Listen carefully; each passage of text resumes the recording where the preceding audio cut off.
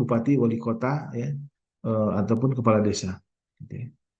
Nah, ketika memilih presiden, ya, yang menjadi dasar pertimbangan yang derajat paling pentingnya atau urgensi daripada aspek kepemimpinannya itu, yang pertama adalah kapabilitas, gitu ya.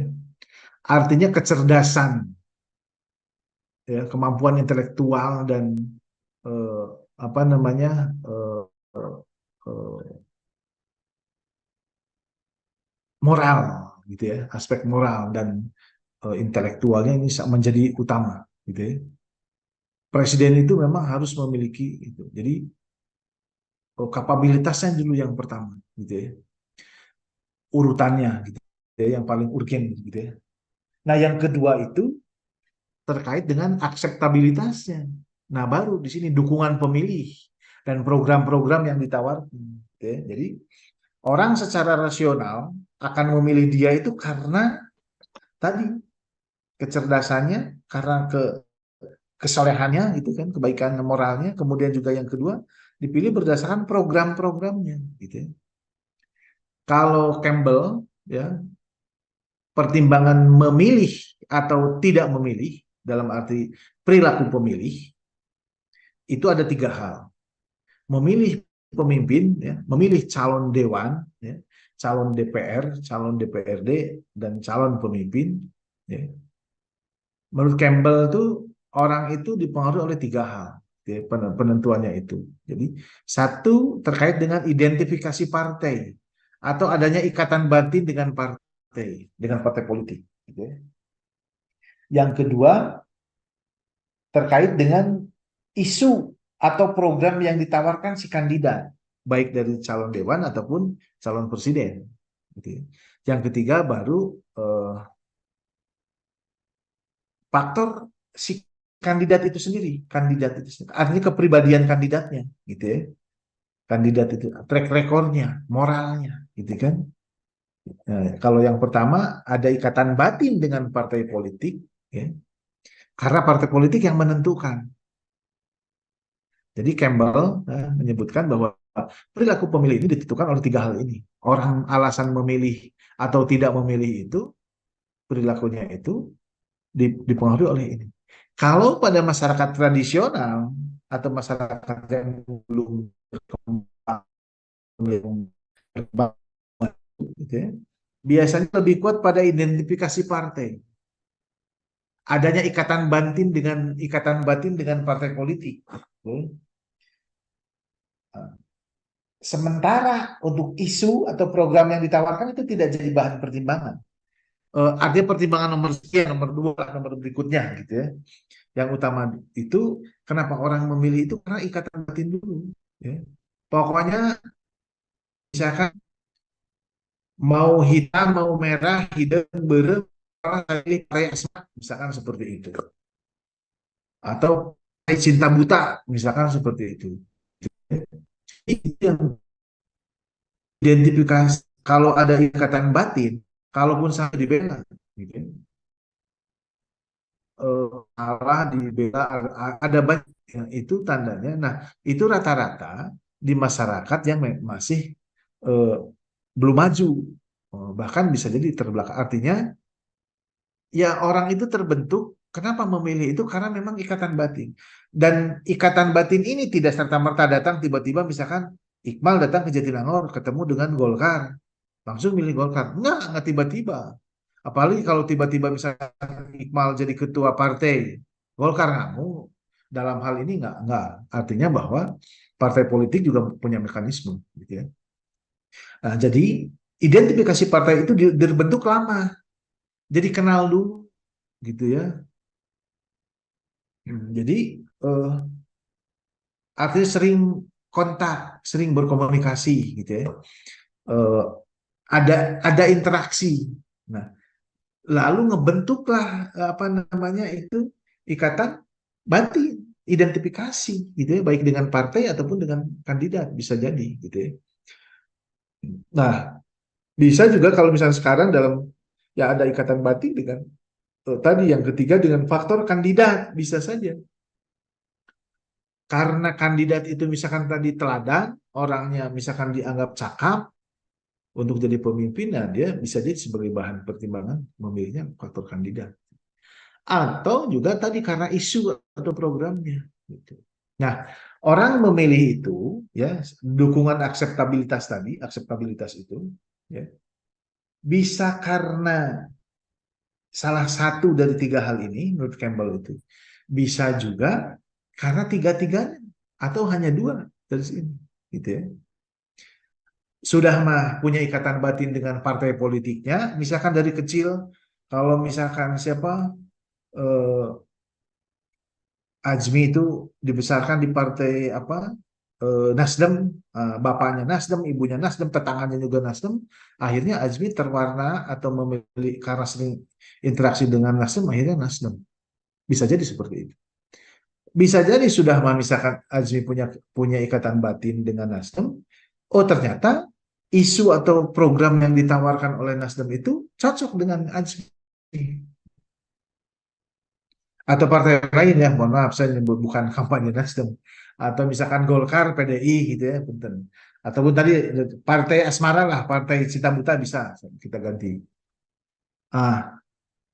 Jadi kalau misalnya jadi orang memilih itu bisa karena semuanya, termasuk juga bisa karena faktor kandidat. Oh, karena kandidat dari partai buta, Cinta Buta itu adalah memang ideal, tipe ideal bagi dia gitu ya, bagi seorang pemilih, maka dia akan memilih itu. Karena kan orang dipilih itu karena tadi bisa jadi karena faktor moralnya, karena tingkat kesolehannya, karena kecakapan, karena kepintarannya, dia menganggap bahwa orang ini contoh, oh ini mah teladan gitu ya, track recordnya bagus, misalkan seperti itu. Nah, jadi menurut Campbell ya, dalam menentukan pilihan itu bisa salah satu dari ini ataupun bisa tiga-tiganya. Nah, maka bentuk dukungan itu gitu ya.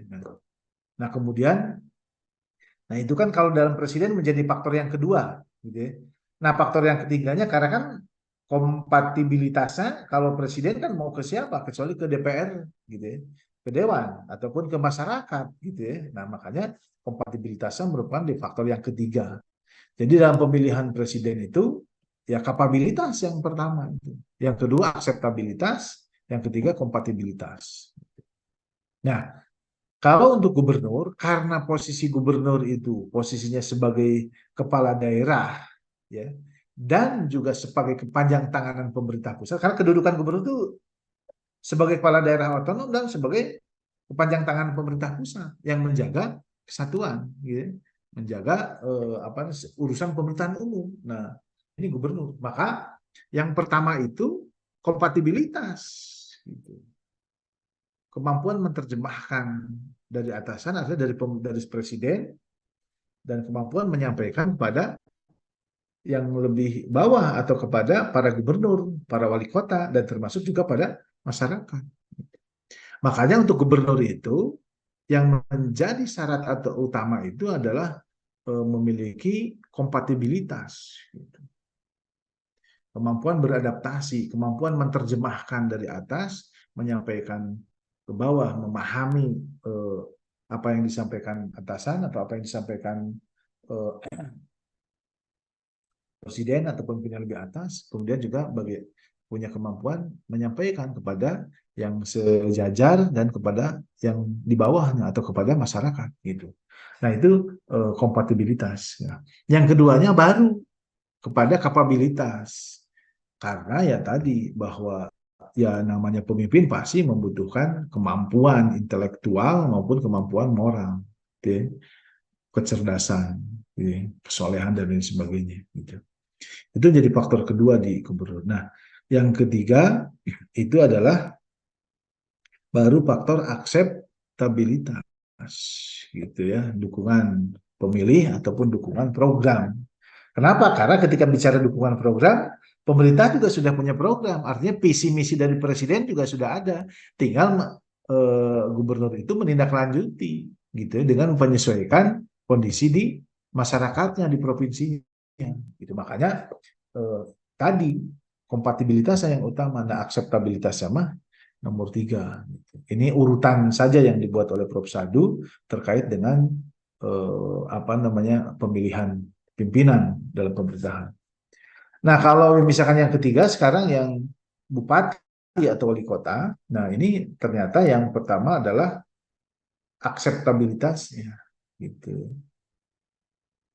Karena dia bersentuhan langsung dengan pemilih, dengan masyarakat. Maka urutan pertama akseptabilitas, gitu. Dukungan dari masyarakat dan juga dukungan program itu harus jelas ini dipilih itu, gitu ya. Nah, kemudian yang keduanya kapabilitas, itu sama tadi, harus memiliki kemampuan, moralnya harus baik, kemudian juga kecerdasannya juga harus baik, gitu ya. Karena dia akan menerjemahkan dari atas sama, gitu ya. Supaya dia harus memiliki kecakapan. Nah, yang ketiga baru tadi kemampuan beradaptasi, menerjemahkan dari pusat atau dari atasan, ya, dan menyampaikannya kepada bawahan. Nah, yang terakhir yang ketiga untuk kepala desa, nah ini itu yang pertama itu sama dengan bupati, akseptabilitas. Nah, hanya yang keduanya kompatibilitas, gitu. Kenapa? Karena dia harus memiliki kemampuan menerjemahkan apa yang disampaikan dari pemimpin yang lebih atas, gitu. Nah, yang ketiga baru kapabilitasnya. Nah, hal ini bukan berarti ini tuh tidak penting, ya, tapi ini tuh hanya kalau dilihat dari derajat pentingnya saja, gitu. Bukan tidak lebih penting, tapi prioritasnya ke sini, gitu. Misalkan dengan urutan ini, gitu. Nah, ini yang diambil dari Prof. Sadu, gitu ya. Nah, itu seperti itu, gitu ya. Nah, oke. Nah, mungkin sesuai dengan tugas-tugasnya, yaitu saya ulas sedikit yang minggu lalu Bu Dian sampaikan barangkali, gitu ya. Nah, tapi pada dasarnya saya hari ini ingin menyampaikan bahwa sebetulnya eh, di dalam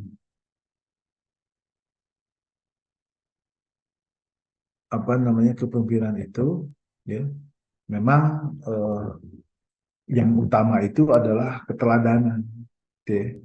Karena dalam fungsi pemimpin itu nanti ya lebih banyak memang dilihat orang, gitu ya. Dan sebetulnya tidak usah bilang ke orang, dengan langkah pemimpin itu perilakunya itu ditiru, gitu ya. Ditiru, gitu. Nah, baik, kita lihat nyambung dari hasil ini. Kita mungkin kemarin Budian mengangkat ini nggak komponen kepemimpinan dalam demokrasi,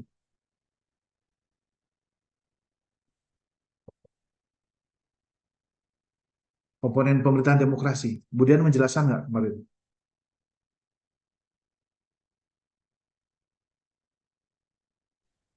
Kayaknya belum deh, Pak.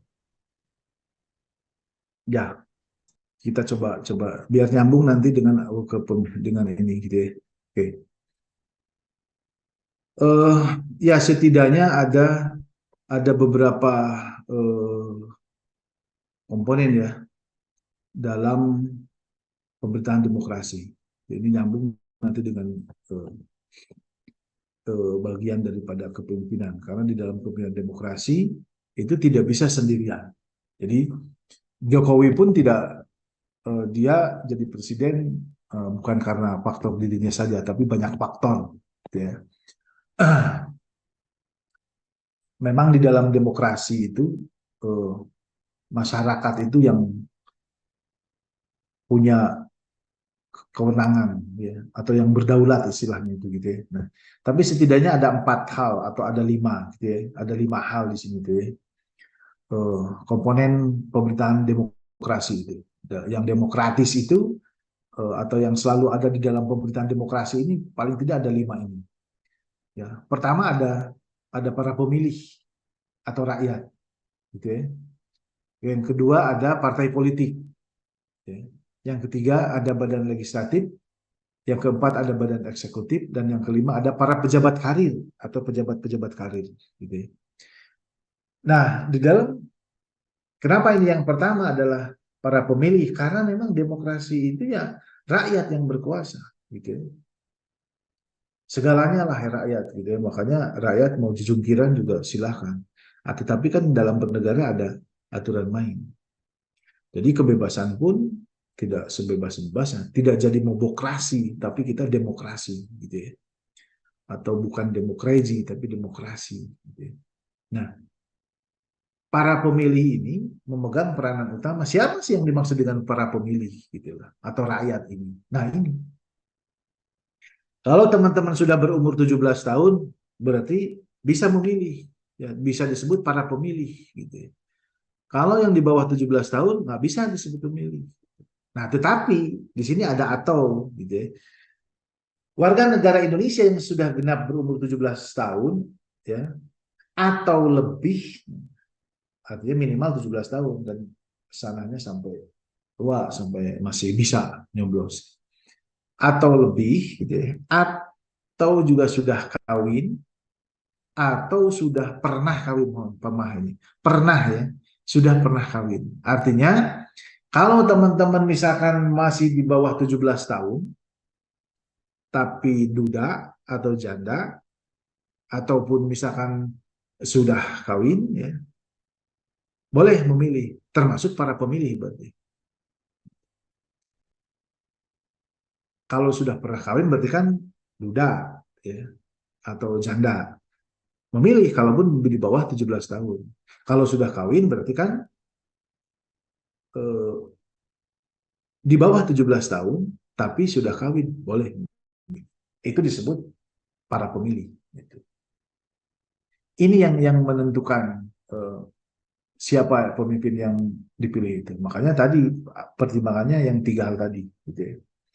Nah kemudian, nah biasanya selain selain tadi bahwa usia, gitu ya, tapi juga ada di sini tuh, kalau di sini masih disebut bukan bekas anggota PKI, gitu ya, tidak sedang mengalami gangguan jiwa, nah harus sehat lahir batin, ya, tidak sedang menjalani pidana penjara, dan tidak sedang dicabut hak pilihnya.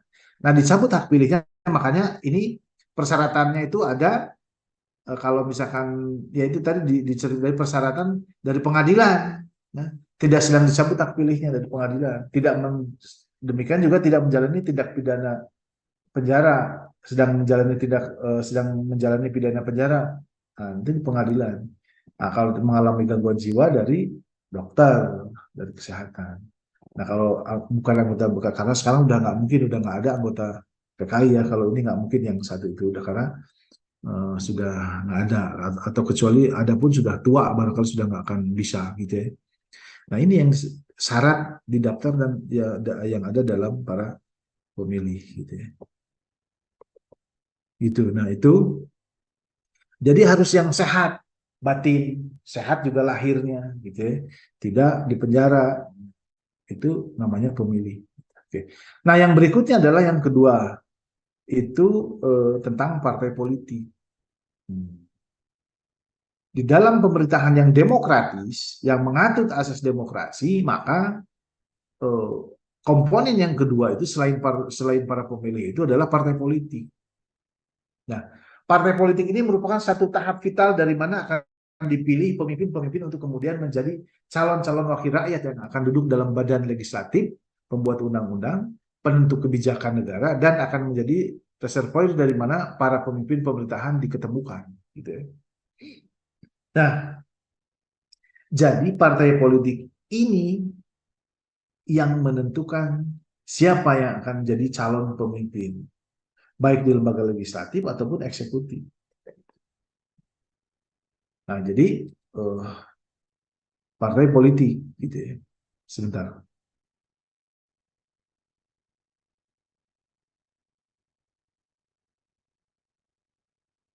Oke.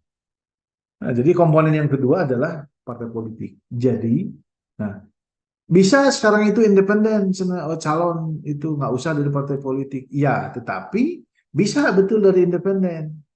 Nah, hanya apa namanya?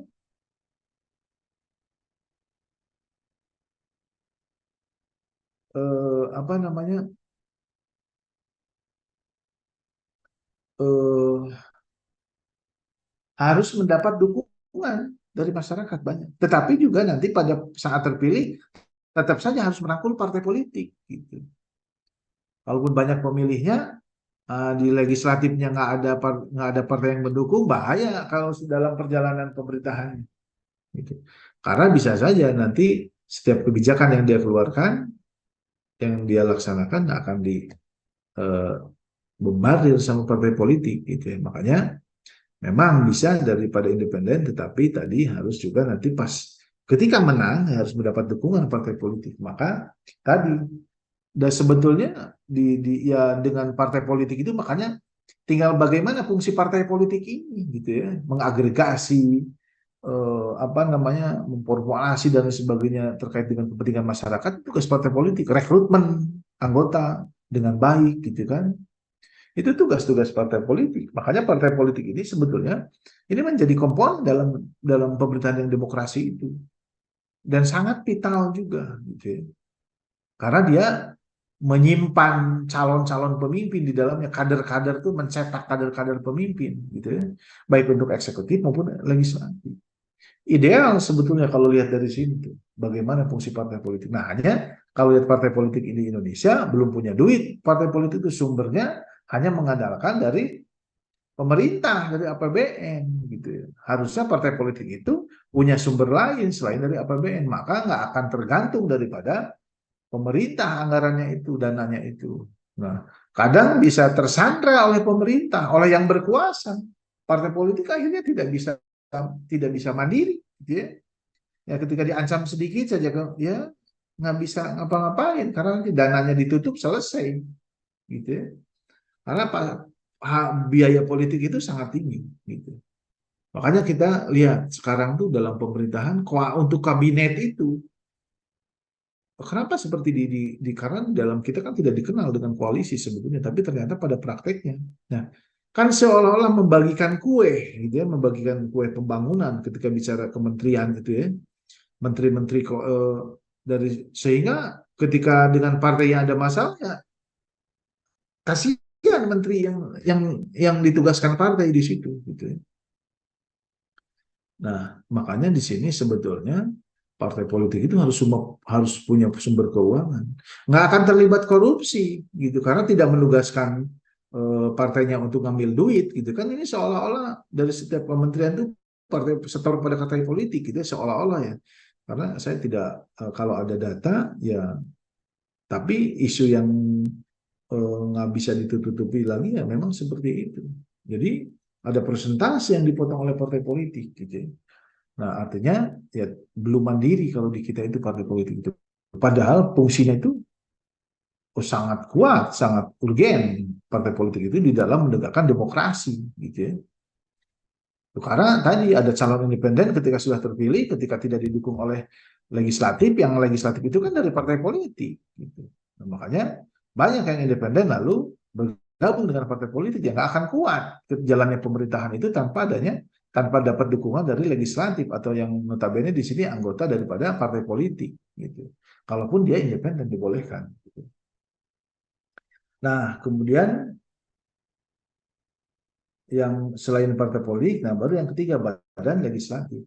Nah, ini sebagai lembaga perwakilan yang otoritatif, memikirkan dan membentuk kemauan pemerintah, membuat statuta-statuta, menetapkan kebijakan dan menentukan anggaran. Nah, ini sebagai badan legislatif. Tugas utamanya dia membuat peraturan perundang-undangan, gitu ya, yang menjadi pedoman, yang menjadi acuan bagi jalannya pemerintahan. Mereka juga pemimpin yang ada di legislatif, gitu ya. Kenapa dia? Karena dia juga menentukan kebijakan, menentukan anggaran, gitu ya, menetapkan kebijakan, menentukan anggaran, membuat peraturan perundang-undangan, statuta-statuta, gitu, merumuskan kebijakan, gitu ya, bersama dengan eksekutif nanti, gitu ya. Nah, jadi lembaga yang ketiga setelah partai politik, komponen pemerintahan dalam demokrasi itu ada badan legislatif. Termasuk juga yang keempat, nah, ini fungsinya dulu, fungsi legislasi itu, fungsi legislatif ini dijelaskan. Memberikan persetujuan undang-undang, tadi dari sebutkannya dia juga adalah presiden. Memberikan persetujuan menyatakan perang, membuat perdamaian perjanjian dengan negara lain yang dilakukan presiden. Penetapan APBN, mengawasi tindakan tingkat presiden dalam rangka pelaksanaan haluan negara. Nah, ini fungsi legislatif. Ini fungsi-fungsi yang sangat vital, acuan bagi jalannya pemerintahan, gitu ya. Nah, ini di legislatif, yang notabene dia merupakan perwakilan partai politik yang dipilih oleh masyarakat. Gitu. Nah, kemudian yang keempat, badan eksekutif. Ini yang menyelenggarakan, gitu ya. Berdasarkan Undang-Undang Dasar 45, Presiden memiliki kekuasaan yang meliputi kekuasaan pemerintahan menurut Undang-Undang Dasar pasal 41, mengangkat dan memberhentikan menteri-menteri negara, gitu ya. Kemudian membentuk undang-undang dengan presiden, menetapkan peraturan pemerintah untuk menjalankan undang-undang, menetapkan peraturan pemerintah pengganti undang-undang atau perpu, gitu ya. Nah, ini kewenangan eksekutif. Eksekutif dan juga eksekutor, nah yang melaksanakan, gitu ya. Gitu ya. Melaksanakan apa yang sudah disepakati dengan DPR tadi. Ideal sebetulnya negara kita itu, gitu ya. Ada lembaga perwakilannya, juga ada lembaga eksekutifnya, pelaksanaan, gitu ya. Nah, ini fungsinya dia kan eksekutif dikepalai oleh presiden, gitu ya, dengan semua kekuasaannya, gitu ya.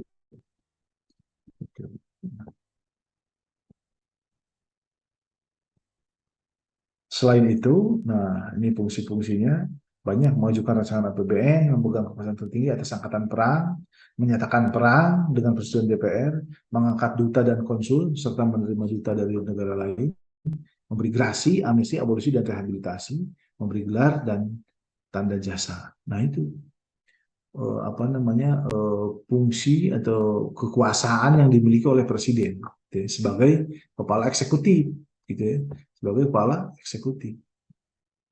Sangat luar biasa. Makanya tadi memilihnya itu kapabilitasnya yang pertama itu, yang kedua baru akseptabilitas, gitu. Yang ketiga kompatibilitas. Jadi, kenapa akseptabilitasnya itu? Kita lihat fungsinya saja atau kekuasaan yang dimiliki presiden itu meliputi kekuasaan pemerintahan, mengangkat memberhentikan menteri, untuk undang-undang, menetapkan peraturan pemerintah, menetapkan perpu, gitu ya.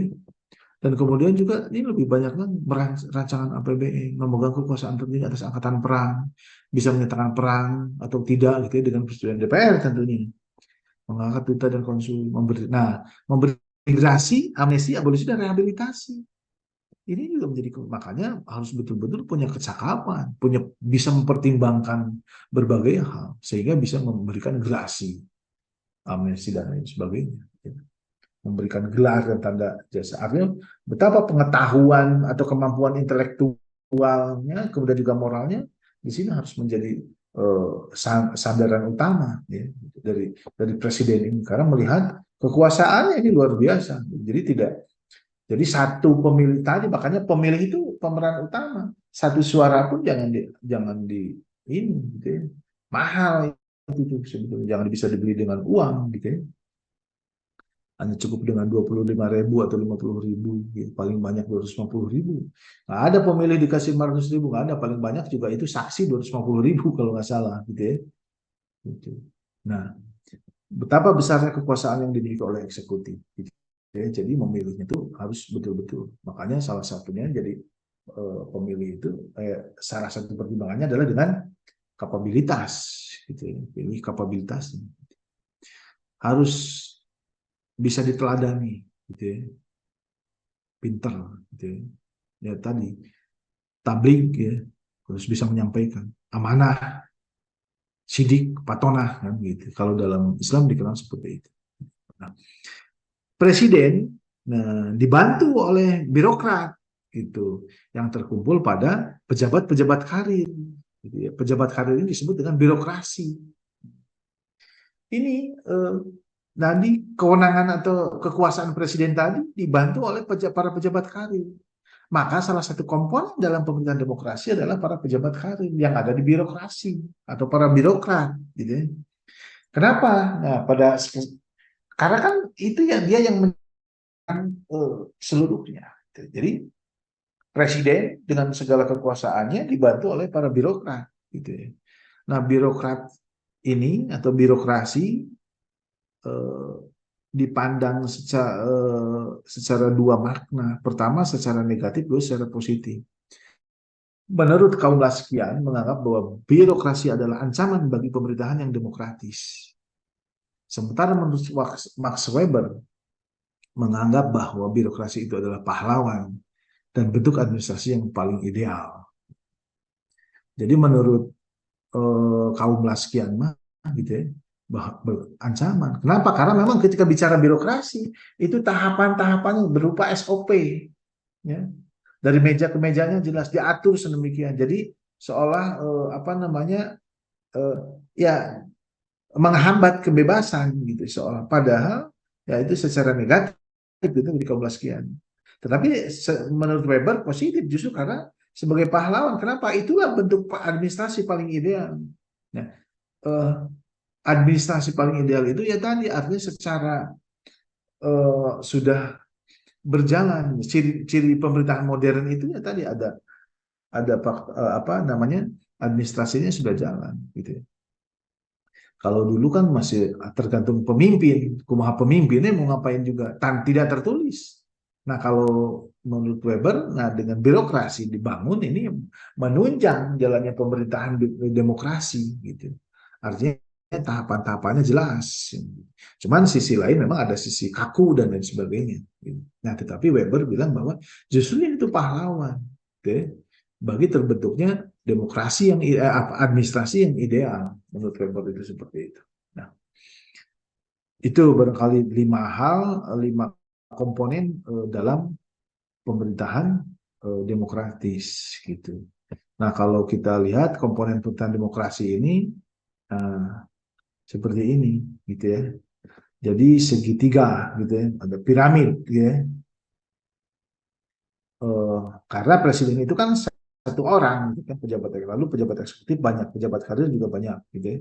Lalu di sini ada wakil rakyat, ada kekuatan sosial politik yang menyaring rakyat, wakil rakyat, kemudian ada rakyat pemilih dan ada seluruh warga negara gitu. Nah, berbeda rakyat pemilih dengan seluruh warga negara tadi, karena para pemilih mah tadi syaratnya bisa 17 tahun, sudah pernah kawin ya, 17 tahun atau lebih ya, minimal 17 tahun, sudah pernah kawin atau sedang kawin, sudah kawin atau sudah pernah kawin, gitu. Itu pemilih. Gitu.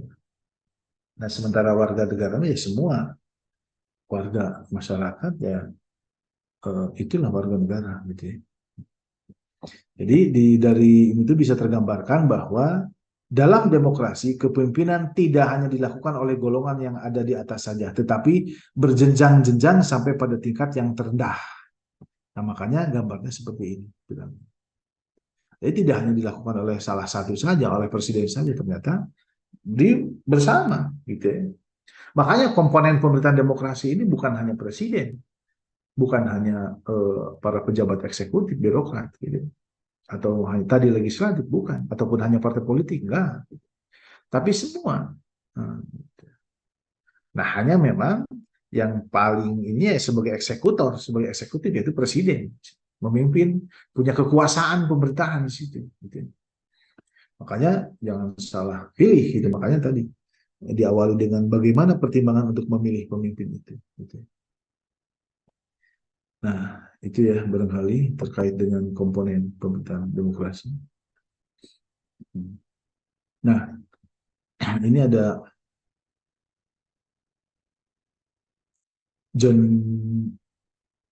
Demian menyebutkan ada 2 hal pokok dalam kepemimpinan itu, politik dan istilah kelembagaan. Yang dimaksud dengan kondisi politik ya perlunya setiap kepemimpinan dalam pemerintahan memberikan jawaban dan tanggapan atas kritik, pengarahan, dan mungkin juga kontrol yang datang dari luar pemerintahan, dari rakyat yang pada umumnya berlatar belakang politik.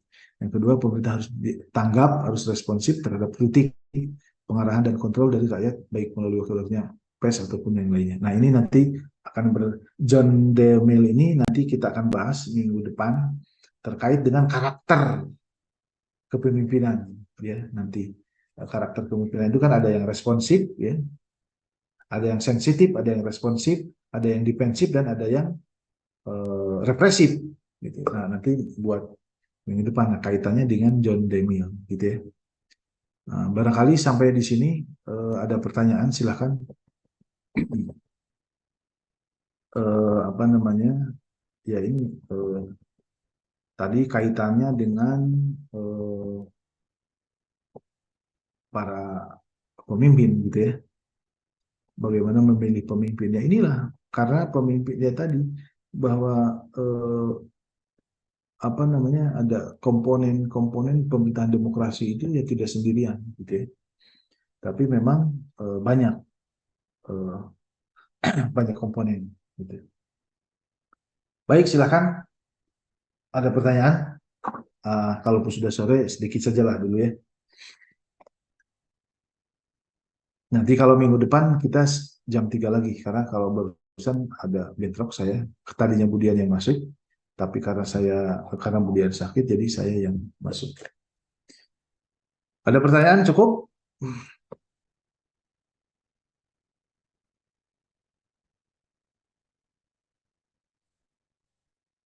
Udah sore ya, udah lemes ya, udah pengen mandi gini ya, udah pengen jalan-jalan ya, sudah. Ya, paling tidak itu yang saya sampaikan ya tadi terkait dengan saya mengulang terkait dengan tadi apa namanya komponen memilih pemimpin ya, pimpinan dalam pemerintahan. Nah, itu nanti ya, 3 komponen tadi saya ambil dari Prof. Sadu. Kemudian juga ini saya ambil dari Pak Aryas Rashid. Jadi menurut Aryas Rashid ada komponen pemerintahan demokrasi. Artinya di sini menggambarkan bahwa betapa beratnya tugas mengelola negara. Jadi bukan hal main-main. Gitu ya. Jadi Anda ketika ingin jadi presiden, tempa dulu. Gitu ya. Seperti yang kemarin saya sampaikan, bahwa teman-teman itu harus menempa kemampuan itu. Ya. Karena pada dasarnya, apa namanya, ya, banyak tugas yang harus diemban gitu ya. Dan berat gitu ya, tidak tidak main-main gitu ya. Di sini katakan bahwa ya tadi bahwa dalam demokrasi itu ya berjamaah gitu ya. Imamnya satu sama ya. Presiden. Nah, komponen yang lainnya ikuti. Tapi terjadi bagaimana interaksi di dalam negara demokrasi. Itu saja, silakan. Kalau tidak ada, kita cukupkan sekian. Ya. Saya masih ada satu agenda lagi.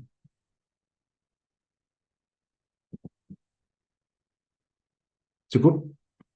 Baik, kalau begitu, nanti kalaupun ada pertanyaan, kita buka di minggu depan, biar agak siang, atau kalau memang ada jadwalnya yang pagi, kita buat pagi, soalnya